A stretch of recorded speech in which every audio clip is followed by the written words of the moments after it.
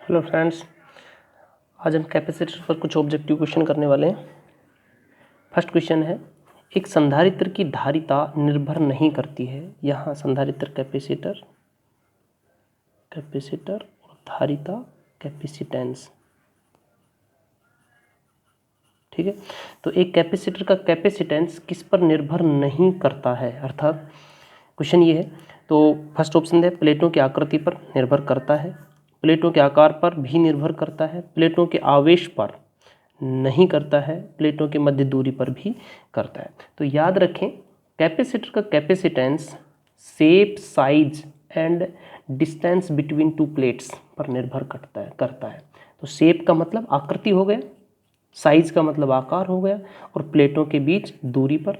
और एक चीज़ और है जिस पर निर्भर करता है, वो ये है कि दोनों प्लेटों के बीच मीडियम क्या है, आपने अंदर क्या भरा है, एयर है या कोई और डाइलेक्ट्रिक भरा है, उसके ऊपर भी निर्भर करता है। तो ये चार चीज़ें थी जो मैंने अपने वीडियो में बताया था आपको। तो आंसर क्या पूछा है, निर्भर नहीं करता है, तो आवेश पर निर्भर नहीं करता है।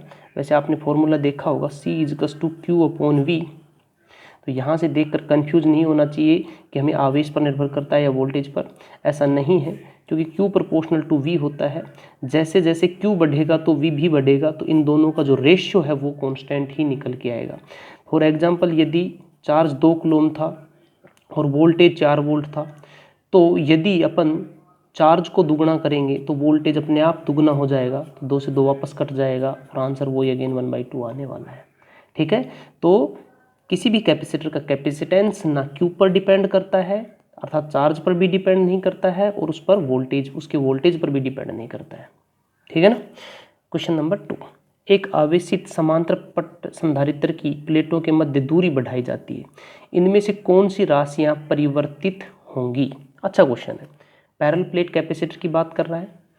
ये देखो, एक पैरेलल प्लेट कैपेसिटर है, इन दोनों प्लेटों के बीच की डिस्टेंस क्या है, D है।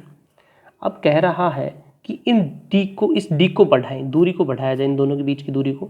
तो इनमें से कौन सी राशि है जो परिवर्तित होंगी, जिनमें परिवर्तन होगा। फर्स्ट क्वेश्चन है संधारित्र पर आवेश। तो इसको पहले से हमने चार्ज करके रखा हुआ है और अब इसको किसी बैटरी से हमने कनेक्ट नहीं कर रखा है, तो इसके ऊपर जो चार्ज है वो तो फिक्स ही रहने वाला। जैसे इस प्लेट पर +Q है और इस पर -Q है, तो इन दोनों के बीच में आप डिस्टेंस कितनी भी कर दें, चार्ज जो पहले आपने दे दिया वही रहने वाला है, तो चार्ज चेंज नहीं होने वाला है। ओके। सेकेंड, संधारित्र पर विभवांतर, कि वोल्टेज चेंज होगा कि नहीं होगा, अभी देखने वाले हैं। संधारित्र की ऊर्जा, ये भी देखेंगे। प्लेटों के मध्य ऊर्जा घनत्व, चलो चेक करते हैं। तो सबसे पहले कैपेसिटेंस पर इफेक्ट देखो, कैपेसिटेंस पर इफेक्ट क्या पड़ेगा। तो C होता है εA/D, या एप्सिलॉन मीडियम पर डिपेंड करता है, A प्लेटों का एरिया है और D दोनों प्लेटों के बीच की दूरी। तो इनको तो अपन चेंज कर नहीं रहे, चेंज कर रहे हैं डिस्टेंस को, दोनों प्लेटों के बीच की डिस्टेंस को। तो D को अपन ने बढ़ाया है, D को बढ़ाएंगे तो कैपेसिटेंस क्या हो जाएगा, कम हो जाएगा। कैपेसिटेंस कम हो गया है। अब देखो, Q होता है C/V, तो V क्या हो गया, Q/C। देखो, यदि अपन ने कैपेसिटर को पहले से चार्ज कर रखा था तो इसका चार्ज चेंज होने वाला नहीं है, क्योंकि अब इसको किसी बैटरी से अपन ने कनेक्ट नहीं कर रखा है, तो चार्ज तो रहेगा कांस्टेंट। मान लो आपने 5 कूलम दे रखा है, तो वो तो 5 कूलम ही रहने वाला है, चेंज नहीं होने वाला है। कैपेसिटेंस है जो अपना कम हो गया, तो कैपेसिटेंस कम हो गया तो वोल्टेज अपना क्या हो जाएगा, बढ़ जाएगा। तो वोल्टेज चेंज होगा तो वोल्टेज बढ़ जाएगा, ठीक है। तो इनमें कौन सी राशि परिवर्तित होंगी, तो एक तो वोल्टेज परिवर्तित होगा, क्लियर है। सेकंड है एनर्जी। तो एनर्जी का फॉर्मूला होता है 12C/V²। आप इससे देखोगे तो थोड़ा कंफ्यूज होगे, ठीक है। आपको और सिंपल तरीका बताऊं, आप एनर्जी का फॉर्मूला लो 12Q²/2C, ठीक है।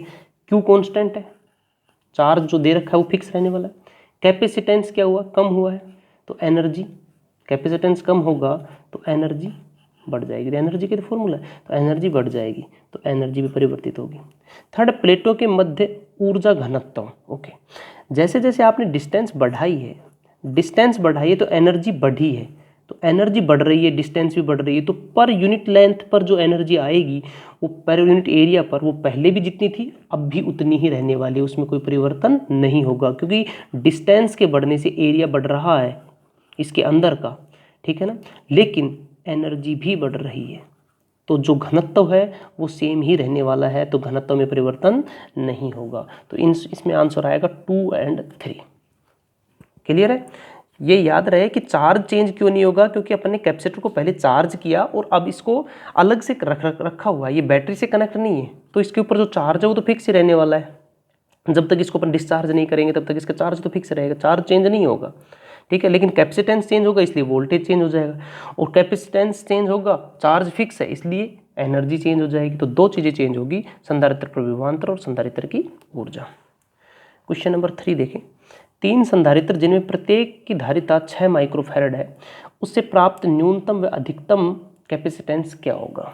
ठीक है, 6 माइक्रोफैरड के 3 कैपेसिटर अपने पास हैं, तो दो कंडीशन बतानी है कि मिनिमम कैपेसिटेंस कितना हो सकता है इनके किसी भी कॉम्बिनेशन से, और मैक्सिमम कैपेसिटेंस कितना हो सकता है। कॉम्बिनेशन आपके हाथ में, आप किसी भी तरीके से करें। तो न्यूनतम कैपेसिटेंस के लिए मैं इन तीनों को सीरीज में कनेक्ट कर दूंगा, ठीक है, और अधिकतम के लिए मैं इनको पैरेलल में कनेक्ट कर दूंगा, ठीक है।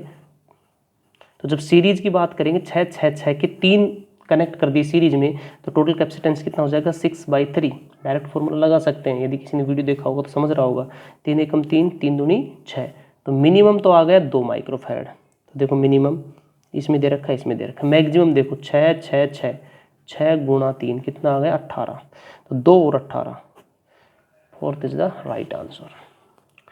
नेक्स्ट क्वेश्चन है, धारिता का विमीय सूत्र लिखिए।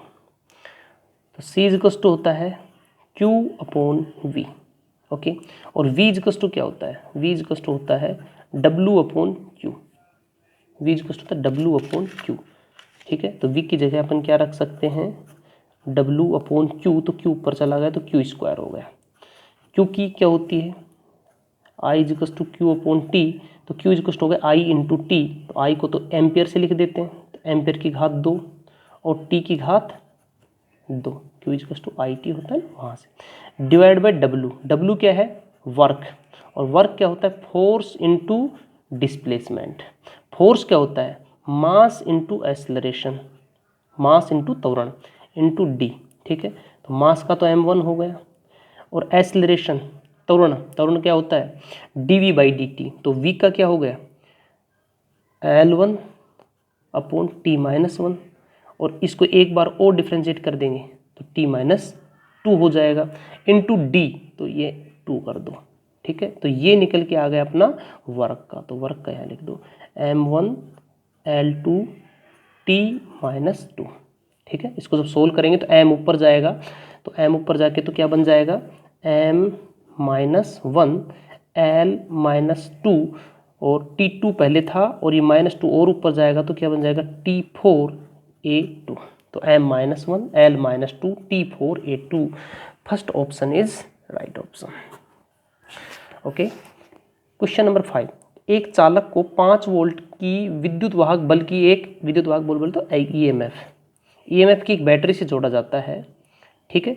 यह 50 माइक्रोफैरड आवेश ग्रहण करता है, चालक की धारिता की गणना कीजिए। C इक्वल्स टू क्या होता है? Q/V, okay.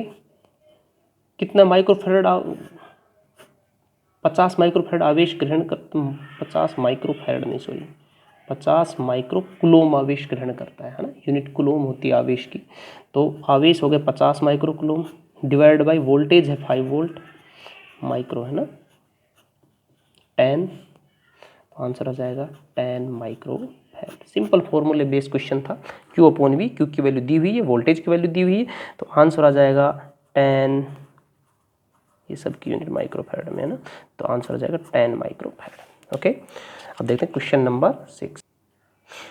एक गोली संधारित्र की वायु में धारिता 50 माइक्रोफैरड है, अर्थात यदि एयर है मीडियम तो उसका कैपेसिटेंस 50 माइक्रोफैरड है, और यदि अब उसको तेल में डुबो दिया जाता है तो उसका कैपेसिटेंस 110 माइक्रोफैरड हो जाता है। तो तेल का प्रविद्युतांक कितना होगा? अच्छा, डाइलेक्ट्रिक कांस्टेंट की वैल्यू पूछिए। तो अपने को पता है यदि एयर के केस में कैपेसिटेंस C है, तो कोई डाइलेक्ट्रिक रखने के बाद उसका कैपेसिटेंस K × C हो जाता है। ओके, तो यदि इन दोनों का रेशियो ले लें तो K निकल के आ जाएगा। ओके, तो K निकालना है तो K is equal to C upon KC upon C। तो K क्या है, KC क्या है, capacitance in any medium, capacitance in oil medium divide by capacitance in air. तो K is equal to capacitance in medium 110, capacitance in air 50, काट देंगे 2.2, तो K की वैल्यू हो गई 2.2। याद रहे K डाइलेक्ट्रिक कांस्टेंट होता है, तो K की वैल्यू कैपेसिटेंस इन मीडियम, जिस मीडियम का डाइलेक्ट्रिक निकालना वो ऊपर रहेगा, upon capacitance in case of air, air के केस में कैपेसिटेंस और K मीडियम के केस में कैपेसिटेंस, दोनों का जो रेशियो है वो डाइलेक्ट्रिक कांस्टेंट को बताएगा। ओके, निकालना कैसे है यहाँ से देख के आप अंदाजा लगा सकते हैं। क्वेश्चन नंबर 7, C धारिता का एक संधारित्र है, V वोल्ट तक आवेशित किया जाता है। संधारित्र को परिबद्ध करने वाले बंद सरफेस से गुजरने वाले फ्लक्स का मान बताइए। ये बहुत ही अच्छे लेवल का क्वेश्चन है। देखो, ये एक कैपेसिटर है, इस कैपेसिटर को एक बॉक्स में बंद कर दो। एक बॉक्स है जिसमें मैंने इसको बंद कर दिया। क्वेश्चन है कि इस बॉक्स से निकलने वाले, सरफेस से निकलने वाले इलेक्ट्रिक फ्लक्स, मैग्नेटिक फ्लक्स की बात नहीं है, इलेक्ट्रिक फ्लक्स की बात कर रहे हैं, निकलने वाले इलेक्ट्रिक फ्लक्स की वैल्यू बतानी है वो कितना होगा। तो इलेक्ट्रिक फ्लक्स होता है Q upon epsilon not, air है तो एप्सिलॉन नॉट और कोई और दूसरा मीडिया है तो एप्सिलॉन हो जाएगा, ये फ्लक्स निकलता है। अब इस निकाय के अंदर, जिसको जो मैंने गोला बनाया है, गोले के अंदर चार्ज कितना है ये हमें देखना है। ठीक है, देखो इस प्लेट पर चार्ज कितना है प्लस Q, इस प्लेट पर मान लो चार्ज कितना है माइनस Q। बताओ इस गोले के अंदर टोटल चार्ज कितना है, ये +5 हो गया और ये -5, फॉर एग्जाम्पल ये +5 है और ये -5 है, तो टोटल आवेश कितना हुआ इस निकाय के अंदर 0। तो जब चार्ज की वैल्यू 0 है, टोटल आवेश देखना होगा, जब चार्ज की वैल्यू 0 है तो फ्लक्स की वैल्यू कितनी होगी, 0 बटे समथिंग करेंगे तो आंसर कितना आने वाला है 0, 0 के बटे में कुछ भी हो आंसर 0 ही आएगा। तो 0 फ्लक्स निकलेगी इस गोले के बाहर। ठीक है, क्वेश्चन अच्छा है, समझने लायक क्वेश्चन। क्वेश्चन नंबर 8, C धारिता के 2 संधारित्र हैं, दोनों का कैपेसिटेंस कितना है C है, जिनकी ब्रेकडाउन वोल्टेज V है, श्रेणी क्रम में जोड़े जाते हैं। संधारित्र की धारिता में ब्रेकडाउन वोल्टेज, मैंने तो इससे बहुत अच्छे लेवल का एक इलस्ट्रेशन उसमें करवाया था लेक्चर के अंदर, यदि किसी ने लेक्चर देखा होगा तो यहाँ तक ये तो बहुत सिंपल है। 2 कैपेसिटेंसर हैं अपने पास में जिनका कैपेसिटेंस C है और ब्रेक डाउन वोल्टेज दोनों का ही V है, इसका और इसका भी क्या है V है, दोनों का ब्रेक डाउन वोल्टेज भी सेम है। तो अब अपने को बताना है कि इस कॉम्बिनेशन पर कितना वोल्टेज अप्लाई किया जा सकता है। एक तो ये क्वेश्चन पूछा है और एक इन दोनों का इक्विवेलेंट कैपेसिटेंस पूछा है। तो इक्विवेलेंट कैपेसिटेंस तो होगा C/2।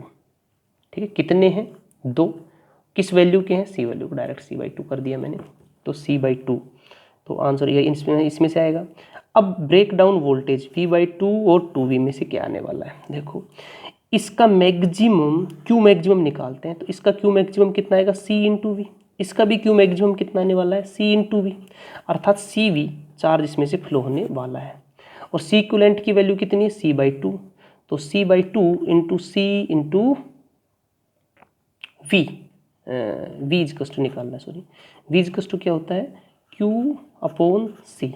तो Q की वैल्यू कितनी है, Q की वैल्यू कितनी है CV divide by C equivalent की वैल्यू कितनी है C/2, C से C कैंसिल हो गया, 2 पर जाएगा, तो आंसर कितना आ गया 2 वोल्ट। तो इसके ऊपर मैक्सिमम चार्ज कितना आ सकता है 2 वोल्ट, है ना। समझ में नहीं आया हो तो दोबारा देखिए, चार्ज कितना जाएगा CV, ठीक है, सीरीज में चार्ज सेम होता है, वोल्टेज निकालना है, तो वोल्टेज इक्वल टू होता है Q अपॉन C, Q की जगह रख दो आप C इंटू V, चार्ज निकाल लिया, अपॉन ये C क्या होता है C इक्विवेलेंट, C इक्विवेलेंट की वैल्यू कितनी आई थी अभी देखो C/2, C से C कैंसिल हो गया, 2 पर चला जाएगा, तो वोल्टेज कितना हो जाएगा 2V, वोल्टेज हो जाएगा 2V।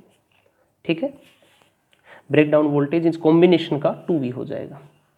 नेक्स्ट क्वेश्चन है, क्वेश्चन सेम है, यही क्वेश्चन है।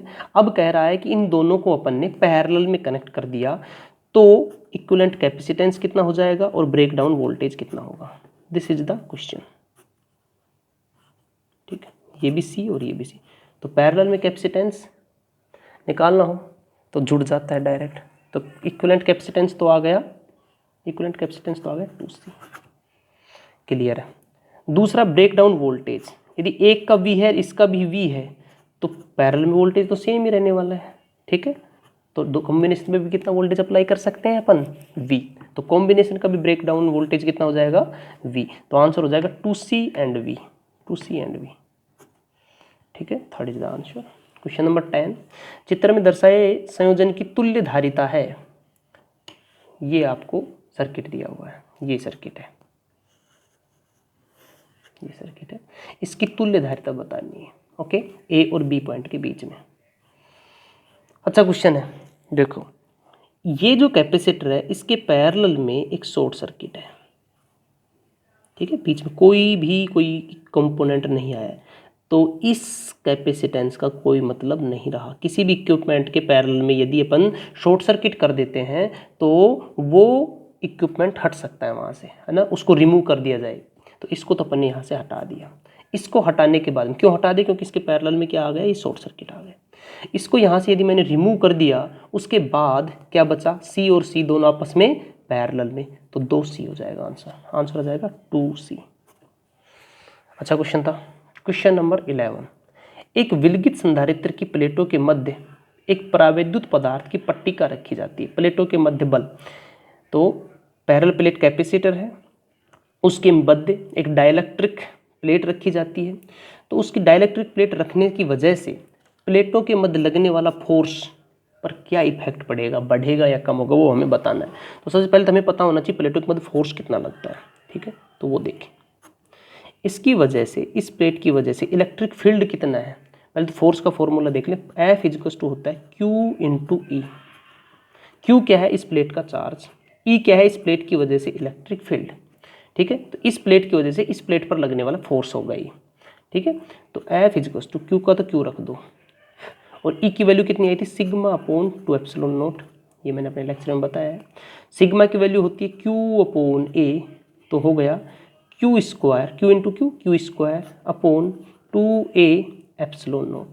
तो फोर्स किस किस पर डिपेंड कर रहा है, फोर्स डिपेंड कर रहा है Q पर, एरिया पर और ε0 पर। ठीक है, इन तीन चीज़ों पर डिपेंड कर रहा है। तो प्लेटों के मध्य बल, यदि अपन विलगित संधारित्र प्लेटों के मध्य परावैद्युत पदार्थ की पट्टिका रख दें तो प्लेटों के मध्य बल पर क्या इफेक्ट पड़ेगा, तो अपरिवर्तित रहेगा। ठीक है, करते हैं क्वेश्चन नंबर 12। क्वेश्चन नंबर 12, सी धारिता के समांतर पट संधारित्र की प्लेटों के मध्य एक पतली धातु की प्लेट P इस तरीके प्रवेश की जाती है कि इसके किनारों पर प्लेटों को स्पर्श करें, धारिता क्या होगी। देखो पैरेलल प्लेट कैपेसिटर है जिसकी दो प्लेटें, एक ये प्लेट है और एक ये प्लेट है। इन दोनों प्लेटों के मध्य एक मेटल की प्लेट U रख दी जाती है जो एक इस पॉइंट को भी टच करे और इस पॉइंट को भी टच करे। तो अब बताओ कि इसका कैपेसिटेंस कितना होगा। ठीक है, तो यदि मैं कहूँ कि दोनों प्लेटों को किसी मेटल की प्लेट से टच कर दिया तो इसके ऊपर आने वाला वोल्टेज कितना हो जाएगा, 0। अर्थात शॉर्ट सर्किट कर दिया मैंने इन दोनों प्लेटों को, तो वोल्टेज क्या हो जाएगा, 0। तो C = क्या होता है, Q/V। वोल्टेज को आप 0 कर देंगे तो किसी भी संख्या का में 0 का भाग देंगे तो आंसर कितना आने वाला है, इनफाइनाइट। तो आंसर हो जाएगा इनफाइनाइट। अर्थात मेटल प्लेट्स के बीच में यदि मेटल को रख दें तो कैपेसिटेंस इनफाइनाइट हो जाता है। समांतर पट संधारित्र 4 वोल्ट विद्युत वाहक बल की बैटरी से जुड़ा है। यदि 8 परावैद्युतांक की प्लेट को इसके अंदर रखा जाए तो संधारित्र पर विभवांतर क्या होगा। ठीक है, अच्छा क्वेश्चन है। समांतर पट संधारित्र अर्थात पैरेलल प्लेट कैपेसिटर है जो 4 वोल्ट की एक बैटरी से कनेक्ट किया गया है। अब यदि उस कैपेसिटर के अंदर एक डाइलेक्ट्रिक मटेरियल डाला जाए जिसका डाइलेक्ट्रिक कांस्टेंट 8 है, तो अब उस कैपेसिटर पर आने वाला वोल्टेज क्या होगा। देखो बहुत अच्छा क्वेश्चन है, लॉजिकल क्वेश्चन है, इसमें दिमाग लगाना कुछ है नहीं। ये कॉम्बिनेशन है, ये 4 वोल्ट का है, 4 वोल्ट बैटरी, 4 वोल्ट की। तो पैरेलल में वोल्टेज सेम होता है, तो इसके ऊपर भी वोल्टेज कितना आ जाएगा थोड़ी देर बाद में 4 वोल्ट। थोड़ी देर बोलते कुछ मिली सेकेंड के अंदर ही इसके पैरेलल में वोल्टेज सेम हो जाता है, तो 4 वोल्ट। यदि बीच में रेजिस्टेंस है तो, और यदि रेजिस्टेंस नहीं है तो स्विच ऑन करते ही कैपेसिटर पर वोल्टेज कितना जाएगा 4 वोल्ट। ओके, इंपल्सिव रूप से 4 वोल्ट आ गया। अब कह रहा है कि यदि इसके अंदर मैं एक डाइलेक्ट्रिक डाल दूं जिसका डाइलेक्ट्रिक कांस्टेंट कितना हो 8, तो अब इसके वोल्टेज पर क्या फर्क पड़ेगा? क्या कोई फर्क पड़ेगा? नहीं, क्योंकि वोल्टेज पैरेलल में सेम ही रहता है। यदि बैटरी का 4 वोल्ट है तो इस कैपेसिटर के ऊपर भी कितना ही आने वाला है 4 वोल्ट, नेवर चेंज। तो आंसर आ जाएगा 4 वोल्ट। नेक्स्ट क्वेश्चन है, ये अच्छा है। उपरोक्त प्रश्न में यदि परावैद्युत प्लेट को रखने से पहले बैटरी हटा ली जाए तो विभवांतर क्या होगा? ये अच्छा क्वेश्चन है। कहा है कि मैंने पहले बैटरी से इस कैपेसिटर को कनेक्ट कर रखा था, तो बैटरी से, इसी बैटरी से, तो इसके ऊपर वोल्टेज कितना था 4 वोल्ट। ठीक, अब इन्होंने कहा है कि मैंने बैटरी को डिस्कनेक्ट कर दिया, यहाँ से बैटरी को रिमूव कर दिया, तो इसके ऊपर कुछ चार्ज है CV, इसके ऊपर है -CV, याद रहे Q इक्वल टू होता है CV। ठीक है ना, इसका कैपेसिटेंस जो भी कुछ था पहले, अब इसके अंदर बैटरी से मैंने इसको हटा रखा है, अब इसके अंदर मैंने एक डाइलेक्ट्रिक डाला, डाइलेक्ट्रिक डाल दिया, येलो डाइलेक्ट्रिक डालने से इसका कैपेसिटेंस पर क्या इफेक्ट पड़ेगा? कैपेसिटेंस बढ़ जाएगा, C equal to K times capacitance of वैन, जब मीडियम क्या था एयर, उस केस में जो कैपेसिटेंस है उसका K टाइम कैपेसिटेंस हो जाएगा, और K की वैल्यू यहाँ क्या है 8, तो 8 टाइम्स हो गया। जब इसमें एयर थी उसकी बजाय अब 8 गुना कैपेसिटेंस बढ़ गया। ठीक है, बहुत अच्छा है।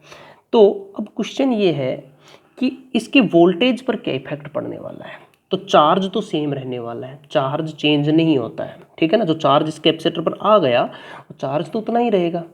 वोल्टेज चेंज हो सकता है क्योंकि अब बैटरी से कनेक्ट नहीं है, बैटरी को अपन ने रिमूव कर दिया है। ओके, तो Q इक्वल टू क्या होता है भाई C इंटू V। ओके, तो V इक्वल टू क्या हो गया Q/C। चार्ज तो फिक्स है, जो पहले बैटरी ने इसको चार्ज दे दिया था वो तो रहने वाला है इसके अंदर, वो तो परिवर्तित होगा नहीं। कैपेसिटेंस क्या हो गया 8 गुना बढ़ गया, तो जब कैपेसिटेंस 8 गुना बढ़ गया तो V इक्वल हो गया Q/8C, अर्थात वोल्टेज 8 गुना कम हो गया।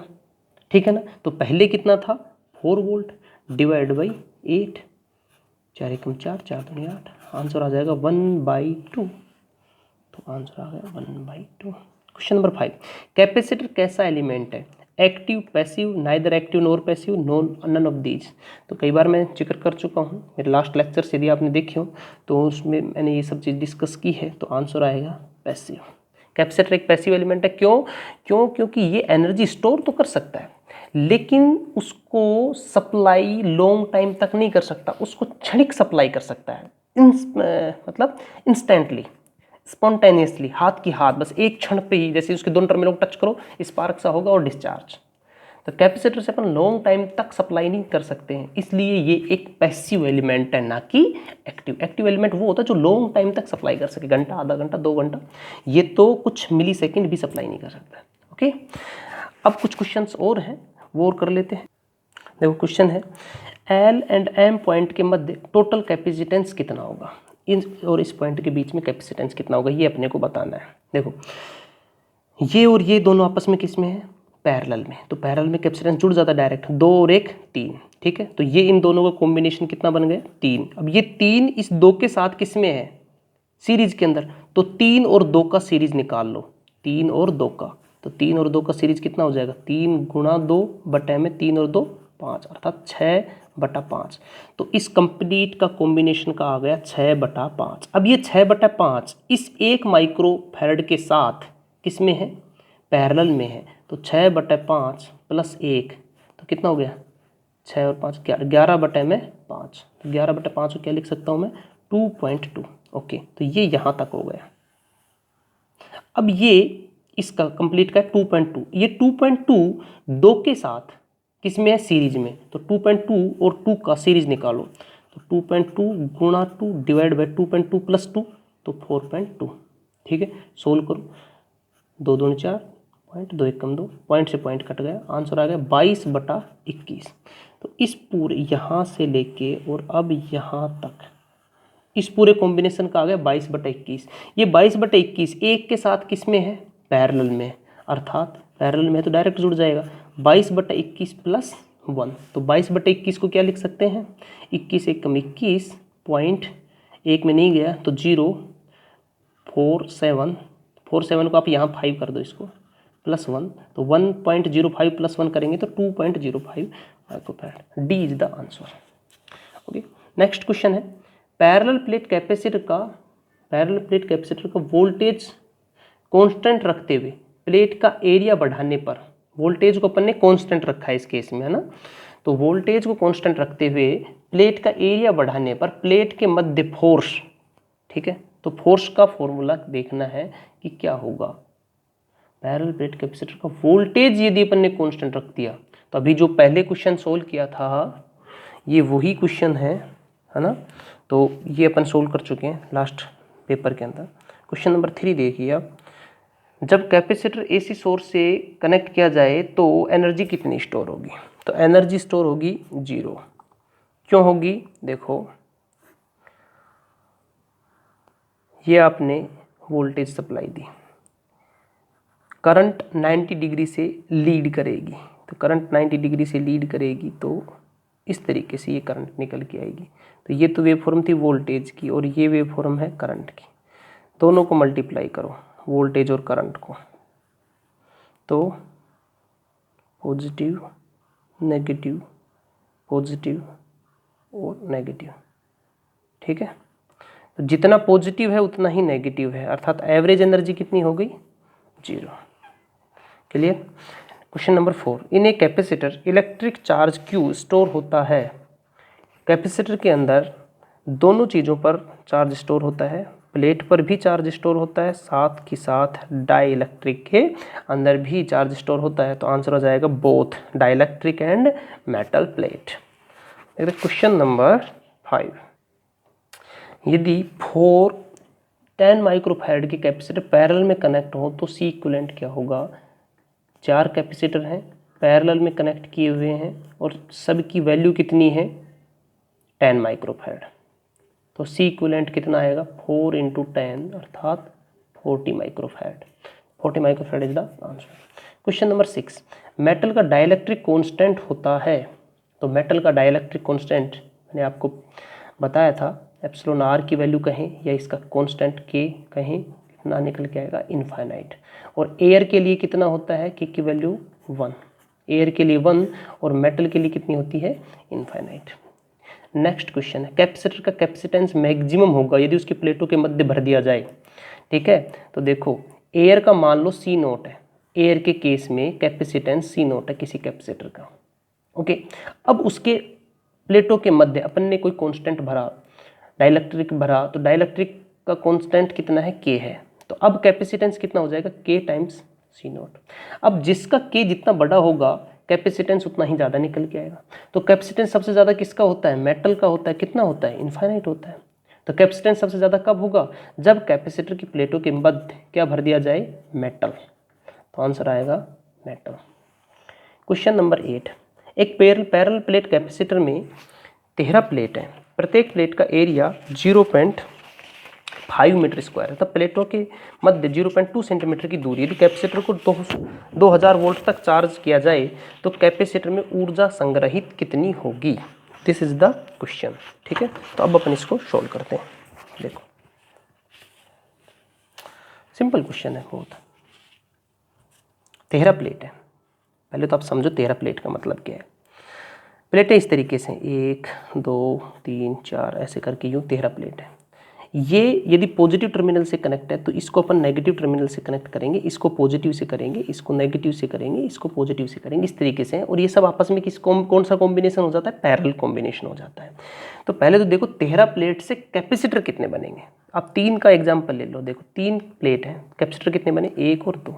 मान लो 5 प्लेट होती, 1 2 3 4 5, कितने बनते, 1 2 3 4 4। तो 3 से कितने बन रहे थे, 2, 5 से कितने बन रहे हैं, 4, अर्थात 1 कम, जितनी प्लेट है उससे 1 कम कैपेसिटर बन रहा है। तो हमारे पास 13 प्लेट है, तो कितने कैपेसिटर बनेंगे, 12। ओके।